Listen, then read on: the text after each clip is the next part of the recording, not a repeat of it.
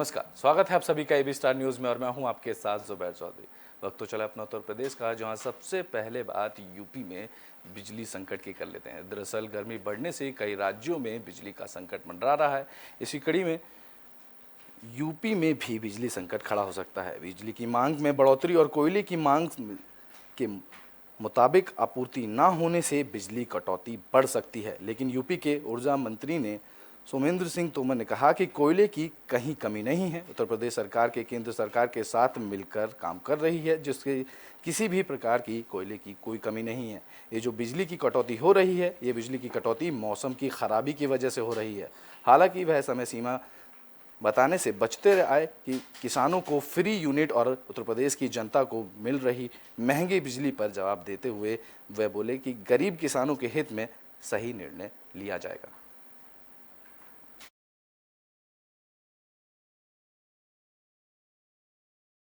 के हित में जन उपयोगी निर्णय ही लिए जाएंगे। मैंने कहा आपने पहले भी और अभी भी जो भी लोक संकल्प पत्र में भारतीय जनता पार्टी ने कहा है, पिछली सरकार में भी हम लोगों ने उन वादों को पूरा किया और भविष्य में भी ऐसा ही होगा। तो ये वादा तक कब तक पूरा होने जा रहा है? मैंने कहा जितनी संकल्प पत्र में बातें कही गई है, आप धैर्य रखें, सारी चीज़ें पूरी होंगी। बलरामपुर में अस्पताल की लापरवाही का मामला सामने आया है। दरअसल यहां गर्भवती महिला का इलाज ना होने पर डिप्टी सीएम ने सख्त निर्देश दिए हैं। आपको बता दें कि बलरामपुर के संयुक्त जिला अस्पताल में एक महिला 6 महीने के लिए इंसाफ से भटक रही है, लेकिन महिला को अभी तक भी कोई इंसाफ नहीं मिला। महिला ने बताया कि डिलीवरी होनी थी, लेकिन 10,000 रुपये ना देने पर सर्जन ने उन्हें अस्पताल से बाहर निकाल दिया। लेट डिलीवरी होने के कारण उनके बच्चे की मौत हो गई थी। इसकी शिकायत अखबार के प्रमुख से की गई, जिसके बाद अखबार वायरल होने पर डिप्टी सीएमओ ने स्वास्थ्य मंत्रालय ब्रजेश पाठक ने सीएमओ डॉक्टर सुनील कुमार को सर्जन पर 2 दिन में सख्त कार्रवाई करने के निर्देश दिए और दोषी पाए जाने पर सख्त कार्रवाई करने की बात कही।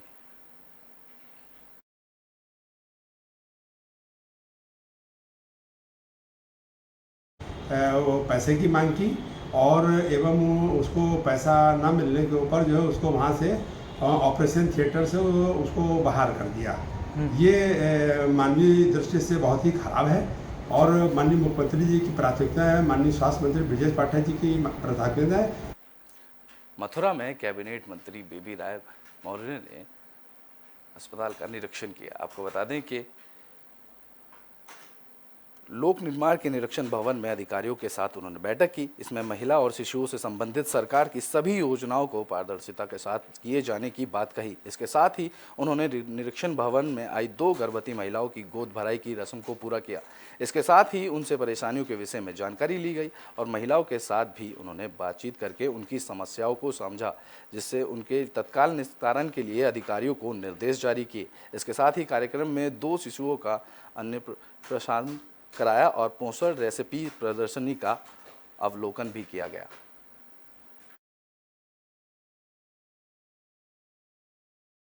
जिन बच्चों से मैंने बात की, उन्होंने कहा मैंने तुमको कोई माता पिता तो नहीं है, नहीं, बहुत छोटे बच्चे, उनको सिखा नहीं सकता कोई, ये मना कर। और मैंने ये कहा और कोई परेशानी है नहीं, तो कहने लगे नहीं। मेरे ख्याल से कितने बच्चे हैं? 34 बच्चे हैं, 36 है। उसमें से आधे तो मैंने नहीं देता है।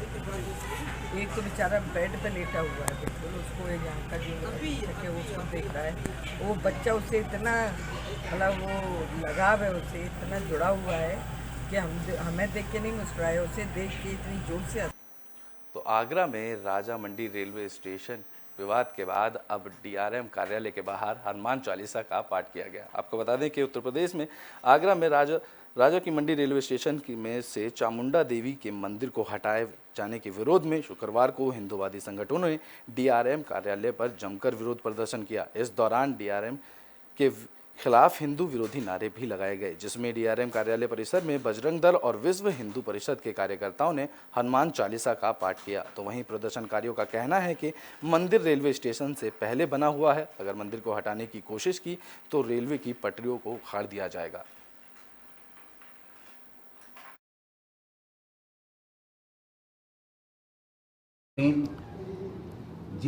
स्टेशन जिस तरीके से अभी फंक्शन कर रहा है उसी तरीके से फंक्शन करे, ये सबके हित में है, क्योंकि आगरा के जो पैसेंजर्स हैं उसको यूज़ करने की बात है। राजा की मंडी बहुत सेंट्रली लोकेटेड स्टेशन है और वहाँ पर बहुत सैकड़ों लोगों का रोजी रोटी चलता है, छोटे दुकानदार हैं या वेंडर्स हैं। मंदिर में जो हैं वहाँ के धर्म गुरु या महंत, श्रद्धालु और सब जो स्टेक होल्डर्स हैं उनका मान सम्मान भी बना रहे, इसको कैसे हम इस कार्य को करें ताकि हमारा जो ऑब्जेक्टिव है उसको अचीव करें, इसके तहत में बात हुई। ब्रिटेन में आगरा में अब रेलवे स्टेशन विवाद में मुस्लिम समुदाय के लोग भी मथुरा पहुंचे। आपको बता दें कि आगरा के राजा मंडी रेलवे स्टेशन परिसर के स्थित चामुंडा देवी मंदिर मामले के बीच रास्ता निकालने की कवायद शुरू हो चुकी है। यहां मंदिर को स्थापित ना करना पड़े, इसके लिए आपसी सहमति के प्रयास किए जा रहे हैं, लेकिन हिंदूवादी संगठनों की तरफ से रेलवे के फैसले का विरोध शुक्रवार को भी जारी रहा।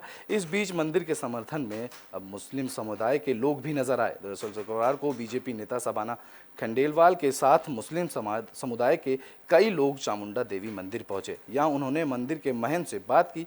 मुस्लिम समुदाय के लोगों ने कहा कि वो किसी भी कीमत पर रेलवे स्टेशन से चामुंडा देवी मंदिर को हटाने नहीं देंगे। अगर मंदिर पर बुलडोजर चलेगा तो वह अपनी जान पर खेलकर बुलडोजर के नीचे लेट जाएंगे, लेकिन मंदिर को किसी भी कीमत पर हटाने नहीं देंगे।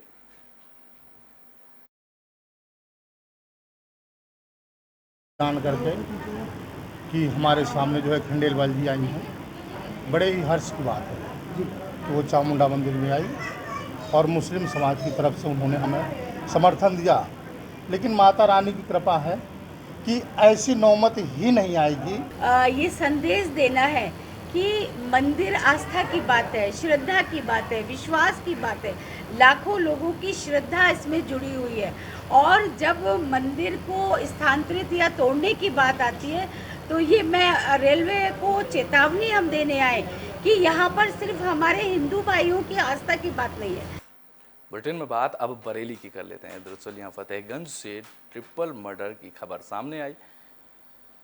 आपको बता दें कि जहां एक युवक ने अपने 3 महीने की बच्ची समेत अपनी पत्नी को मारकर खुद भी आत्महत्या कर ली। दरअसल ये हादसा उत्तर प्रदेश के बरेली शहर का है, जहां पर शुक्रवार को कथित तौर पर अपनी 3 महीने की बेटी और पत्नी की हत्या के बाद युवक ने आत्महत्या किए जाने का मामला सामने आया। वहीं पुलिस ने जानकारी दी कि बरेली के फतेहगंज के पूर्वी थाना क्षेत्र में सुबह एक कमरे में रामप्रकाश, उनकी पत्नी मीनू और उनकी 3 महीने की बच्ची का शव मिला। वहीं पुलिस के वरिष्ठ अधीक्षक रोहित सिंह ने बताया कि फतेहगंज पूर्वी थाने को एक महिला ने सूचना दी। पुलिस ने शव को कब्जे में लेकर पोस्टमार्टम के लिए भेज दिया है और पुलिस अब इस मामले की जांच में जुट गई है। मां की बच्ची और पत्नी मृत पाए हैं और साथ में उनका जो लड़का है वो दुपट्टे के सहारे लटका हुआ उनको मिला। तो उन्होंने पुलिस को जैसे ही सूचित किया, पुलिस मौके पर पहुंची, फील्ड यूनिट मौके पर पहुंची। तो प्रथम दृष्टया लग रहा है कि जो मृतक है, जो उनका बेटा है, उसके द्वारा आत्महत्या की गई और मरने से पहले उसके द्वारा संभवतः जो बच्ची है और पत्नी है उनको मारा गया है। तो इस पूरे प्रकरण में पुलिस के द्वारा पोस्टमार्टम की कार्रवाई कराई जा रही है और जो भी तथ्य परिवार के द्वारा सामने आएंगे उनके आधार पर इसमें कार्रवाई की जाएगी। और जो परिवार है, उसकी जो माँ है और उसका जो भाई है, उनके द्वारा मौके पर दरवाजे को तोड़कर फोर्स एंट्री कमरे में की गई और उसके बाद ये जो तीनों वहाँ मृत पाए गए। तो पुलिस के द्वारा इसमें आवश्यक कार्रवाई की जा रही है। ब्रिटेन में बात अब हाथरस की कर लेते हैं। दरअसल यहाँ प्रॉपर्टी डीलर की गोली मारकर हत्या करने का मामला सामने आया है। इसमें प्रॉपर्टी डीलर के एक साथी भी घायल हुए। आपको बता दें कि हाथरस के गांव सोखना में देर रात एक मकान में खून से लथपथ एक 50 साल के व्यक्ति का शव पड़ा मिला। मृतक आदर्श नगर का निवासी था और प्रॉपर्टी डीलर था। सूचना पर पहुंची पुलिस ने शव को कब्जे में लेकर जिला अस्पताल भेज दिया, जहां डॉक्टरों ने उसे मृत घोषित कर दिया। वहीं पुलिस ने मकान मालिक को हिरासत में ले लिया है और हत्या के कारणों का पता लगाने में जुट गई। बता दें कि मेड़ू रोड स्थित आदर्श नगर निवासी मनोज कुमार सिंह के गाँव सोखना में सनी पाठक नाम के व्यक्ति से काफ़ी अच्छे संबंध थे। तो वहीं बुधवार शाम में अपने घर से प्रॉपर्टी डीलर लापता हुए, जिसके बाद उनके परिजनों ने उनकी तलाश में सनी पाठक के घर पहुंचे तो वहां देखा कि उनके घर में खून से लथपथ हालत में मनोज का शव पड़ा मिला। तो वहीं मृतक के परिजनों ने आरोप लगाया कि पैसे के लेन देन को लेकर मनोज की हत्या की गई है। शव देखने से लग रहा था कि उनकी गोली मारकर हत्या की गई है। वहीं मृतक के शरीर पर अन्य चोटों के भी निशान मिले। मामले की जानकारी मिलने पर सीओ सिटी मनोज कुमार शर्मा भी जिला अस्पताल पहुंच गए और मामले की जानकारी ली। वहीं पुलिस ने मकान मालिक सनी पाठक और अन्य लोगों को पूछताछ के लिए हिरासत में लिया और उनसे पूछताछ करने लगी। मामले में सीओ सिटी मनोज कुमार का कहना था कि मृतक किराए के मकान में रहता था और किसी मकान के बेनामे की बात चल रही थी, जिसको लेकर मृतक मनोज और सनी दोनों गैस चूल्हे के बेचने का काम करते थे। इस मामले में उनकी हत्या कर दी गई है। पुलिस अब इस मामले में अन्य जानकारी जुटाने में जुटी हुई है।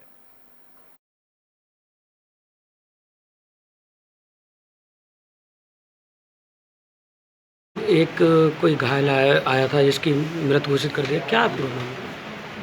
घायल कह कर लाए थे एम्बुलेंस से, लेकिन वो एक्चुअल में जब एग्जामिन किया गया तो यहाँ पर मृत पाया गया है और उसके गोली लगी हुई है। ऐसा लगता है कि जो फायर आर्म इंजरी है और एंट्री वुंड और एक्यूट वुंड है। ब्रिटेन में बात अब आगरा की कर लेते हैं। दरअसल आगरा से एक अजीबोगरीब घटना सामने आई। यहाँ एक युवक फेमस होने के लिए ऑटो की छत पर बैठ के नहाता हुआ दिखाई दिया। आपको बता दें कि आगरा में फेमस होने के चलते ऑटो पर एक युवक ने नहाते हुए का वीडियो सोशल मीडिया पर वायरल किया जा रहा है। दरअसल ये युवक भीषण गर्मी के बीच फेमस होने के चलते ऑटो की छत पर नहाने का स्टंट किया। इस वीडियो में युवक पानी की बाल्टी लेकर ऑटो की छत पर बैठ गया और नहाने लगा। फेमस होने के लिए युवक ने ट्रैफिक नियमों की धज्जियां उड़ाता दिखा, जिसके बाद उन पर मामला दर्ज किया गया।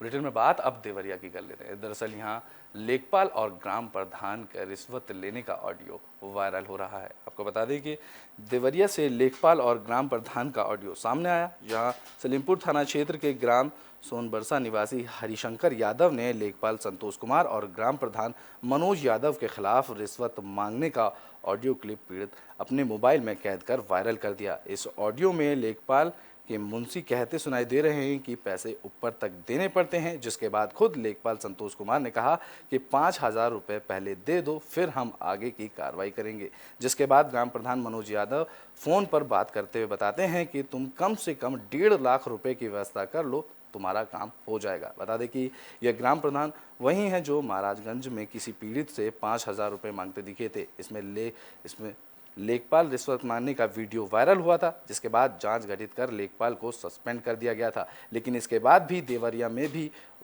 वे वही तरीका अपनाते दिखाई दिए। अब इस मामले में जिलाधिकारी जितेंद्र प्रताप सिंह को बताया गया तो उन्होंने बताया कि इस मामले की संज्ञान जांच कर दी गई है। जांच पर उचित कार्रवाई की जाएगी और लेखपाल के खिलाफ फिर से गठित कार्रवाई की जाएगी। थी आबादी की ज़मीन थी गांव में, उस पर हम मड़ई उड़ई गाय के लिए व्यवस्था कर रहे थे, तो ये प्रधान लेखपाल आके रोक दिए और उसके बाद कहे कि कुछ पैसा तुम्हें खर्च करना पड़ेगा तब जाके तुम्हारा काम हो पाएगा। तो हमको लगा कि कुछ थोड़ा बहुत की बात कर रहे हैं, तो फिर इन लोगों ने 2.5 लाख रुपए की डिमांड की। 5,000 तत्काल ले लिया, उसके बाद 2.5 लाख रुपया मांगने लगे। फिर हम कहे ऐसी हमारे पास व्यवस्था नहीं हो पाएगी, फिर अपना पैसा मांगने लगे। तो ये लोग पैसा भी नहीं दे रहे थे और 1 लाख 1.5 लाख बता रहे थे कि तहसीलदार को 50,000 देना पड़ता है, SDM को 50,000 देना पड़ता है, रजिस्ट्रार को देना पड़ता है, उसके बाद से तुम्हारा काम हो पाएगा, सबको तहसील पर रोक दिया जाएगा तब तुम्हारा काम हो पाएगा, नहीं तो तुम काम नहीं करवा पाओगे। तो इस तरह से हमें ब्लैकमेल किया गया। महोबा में बढ़ती गर्मी और महंगाई से कारोबारियों के व्यापार पर असर पड़ रहा है, जिसके बाद कम संख्या में दुकानों पर ग्राहक पहुंच रहे हैं। उत्तर प्रदेश के महोबा में महंगाई और तपती तेज गर्मी से व्यापारियों की कमर तोड़ रख दी है। दरअसल मुख्यालय में लगने वाली प्रदर्शनी मेले में दूर दराज से आए व्यापारियों की कमाई पर इसका सीधा असर देखने को मिल रहा है। व्यापारियों का मानना है कि इन दिनों बढ़ने वाली महंगाई के ग्राफ और भीषण गर्मी के चलते उन्हें बुरे हालातों का सामना करना पड़ रहा है। अगर जल्द ही जनता ने प्रदर्शनी में पहुंचकर खरीदारी के दौर की शुरुआत नहीं की तो व्यापारियों को अपनी जेब से रोजमर्रा के खर्चों की भरपाई करनी होगी। बता दें कि मुख्यालय के डाक बंगला मैदान में शाम ढलते ही चकाचौंध को नजर आती है, लेकिन ग्राहक न आने के चलते सामान की बिक्री पर रोक दिखने को मिल रही है। ज़्यादातर व्यापारियों की हालत तो इस कदर खस्ता हाल हो चुकी है कि रोजमर्रा के खर्चों के लिए जेब से भरपाई करनी पड़ रही है। पहले कोरोना काल ने व्यापार को ठिकाने लगा दिया और अब बढ़ती हुई महंगाई और भीषण गर्मी से उन पर कहर बरपा रही है। कोरोना काल से पहले भी मुख्यालय के डाक बंगला मैदान में कई बार प्रदर्शनी लगाई जा चुकी है, जिसमें कभी भी दूर दराज से आए व्यापारियों को ऐसे बुरे हालातों का सामना करना नहीं पड़ा था, जिसके बाद अब बढ़ती गर्मी और महंगाई से उनको इन हालातों का सामना करना पड़ रहा है।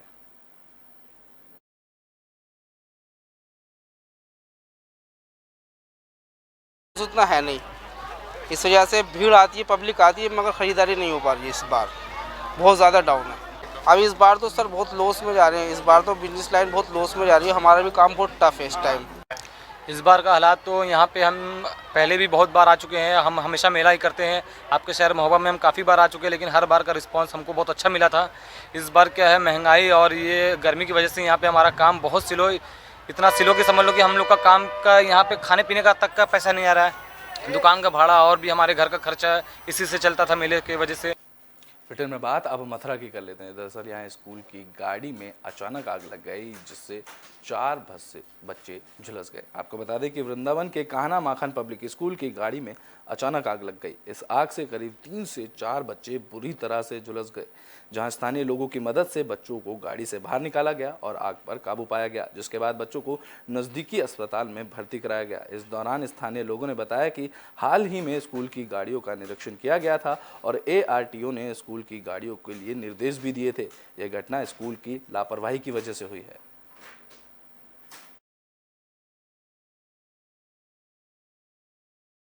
देखिए, ये हादसा बहुत बड़ा भी हो सकता था, क्योंकि जिस तरह से मैजिक में अचानक से आग लगी थी और छोटे छोटे उसमें 4 से 5 साल तक के बच्चे थे, किसी का पैर, किसी की गर्दन, किसी की हाथ झुलस चुके हैं। हमने तत्काल पहुंचकर बच्चों को गाड़ियों में से निकाला और उनको हॉस्पिटल में एडमिट करवाया।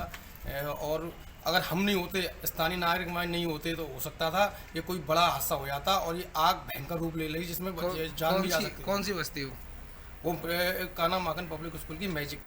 ब्रिटेन में बात अब प्रयागराज की कर लेते हैं। दरअसल यहाँ एक युवक ने पुलिस वालों पर परिवार के साथ बदसलूकी करने का आरोप लगाया है। आपको बता दें कि प्रयागराज में एक युवक ने पुलिस पर उनकी बेटियों से गंदा व्यवहार करने का आरोप लगाया है। बता दें कि हड़िया थाना क्षेत्र के अंतर्गत आने वाले ममरखा गांव निवासी हरिशंकर हरिजन का आरोप है कि सुबह उनके घर में उनकी बच्चियां घर पर काम कर रही थीं, तभी अचानक इमामगंज चौकी के 4 सिपाही उनके घर पहुंचे उनके बारे में पूछताछ करने लगे। जब उनकी बेटी ने बताया कि उनके पापा घर पर नहीं हैं, कहीं गए हुए हैं, तो सिपाहियों ने बद्दी गालियां देना शुरू कर दिया। जब पीड़ित की बेटियों ने इसका विरोध किया तो उनके साथ मारपीट की गई और फर्जी मुकदमा करने की धमकी भी दी गई। तभी वहां हरिशंकर पहुंच गए और पूछने मामले के बारे में जानकारी लेने लगे। इतने पर ही पुलिस वालों ने हरिशंकर के साथ भी मारपीट की। दरअसल गांव में रहने वाले कमलेश चंद से पीड़ित का रास्ते को लेकर विवाद चल रहा था, जिसको लेकर कमलेश चंद सिपाहियों से मिलकर पीड़ित को डराने धमकाने की साजिश रखी। अब देखने वाली बात यह है कि जहां पर उत्तर प्रदेश की योगी सरकार पर महिला सशक्तिकरण को लेकर तमाम प्रकार की महत्वाकांक्षी योजनाएं चला रही है, उनकी सुरक्षा की बात कर रही है, वहीं दूसरी तरफ थाना के क्षेत्र के इमामगंज चौकी के सिपाही बिना नेम प्लेट लगाए हुए व्यक्ति के घर में जाते हैं और महिला और लड़कियों को पीटते हैं। अब देखना यह होगा कि इस मामले को लेकर उच्च अधिकारी किस तरीके का न्याय करते हैं।